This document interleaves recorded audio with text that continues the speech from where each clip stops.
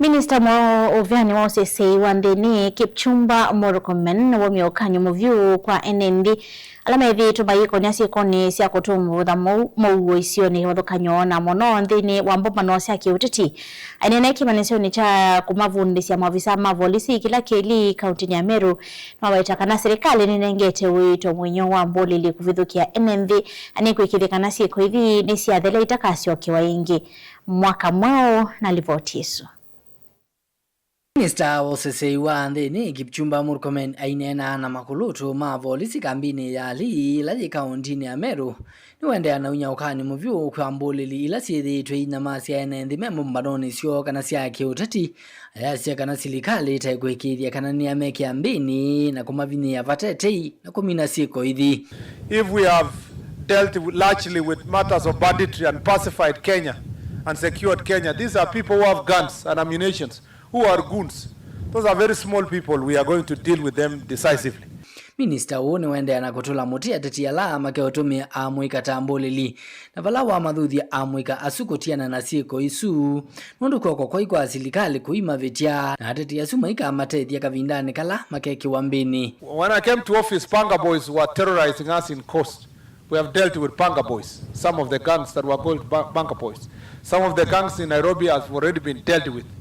Some of these goons that are being sponsored and hired by politicians, I want to warn them that since the politician will not be there with you when you are committing your crime, when we come for you, we will come for you and come for you hard.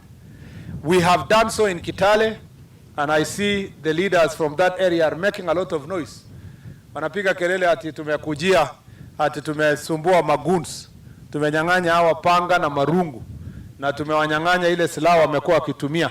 Sasa viongozi ambao wamechaguliwa wanatupigia kelele. Hiyo kelele bado.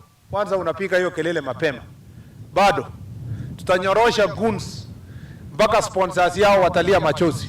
Murkomen kavindani kauni watete awalanio wanju kwa la usalama na ula muvya wa Usesei wa Nthini unatoa Isioni Kivathukanio vanthi ya Kenya aiwetaka natona atethe isya kumana kula Silikali elite ni kwa ilanja Muuo. Jukwaa la usalama was a concept of leadership, a new paradigm, a shift of paradigm to bring security to the corner that is more collaborative, listening to the people of Kenya, and not just listening for the sake of massaging their feelings, but listening with an intention to ensure that there is implementation. I was not there for, Matembezi and the like.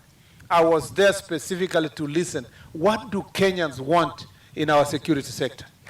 So for the naysayers, for the critics, for the busybodies, and the short-sighted politicians who do not understand what is Jukwaa la Usalama, this is what it means to listen to the people of Kenya and to take their views and bring them to the ground to make sure that they are implemented. Nilivotia vilingi wa movo nitoa mwaka mweu.